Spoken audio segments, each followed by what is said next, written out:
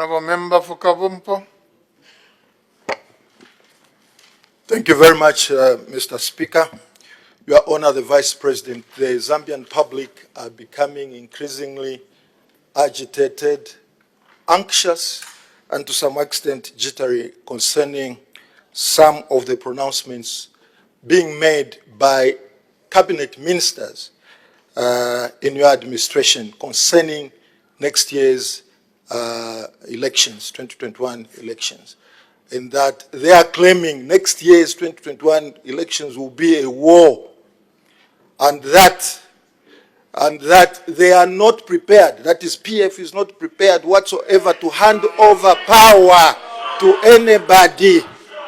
Now that is in public domain, Mr. Speaker. That is in public domain. Let's have some order. Ask your question. Considering that Zambia is a peaceful nation and is a democratic nation, such irresponsible pronouncements are very, very dangerous and are bound to cause havoc in this country. The question is, Mr. Speaker, could this be the reason why why your government is stockpiling military hardware and munitions in preparation for the perceived war and inability to hand over power to the next government? I thank you. Honor the Vice President. Order. Mr. Speaker, I do not recall any statement made by a PF official that this country will face war in 2021.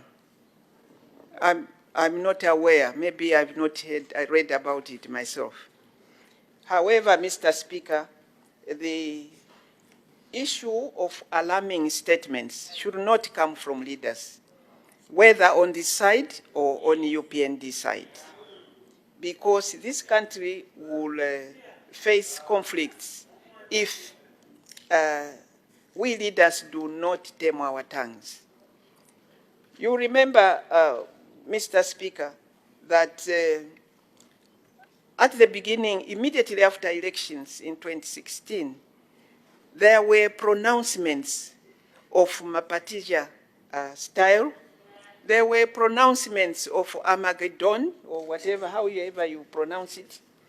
And these are definitely not the type of language that we should use as leaders in this country. And if on this side a member has expressed those sentiments of a war, that member will be asked to retract such statements, because we do not condone violence in PF and in this country.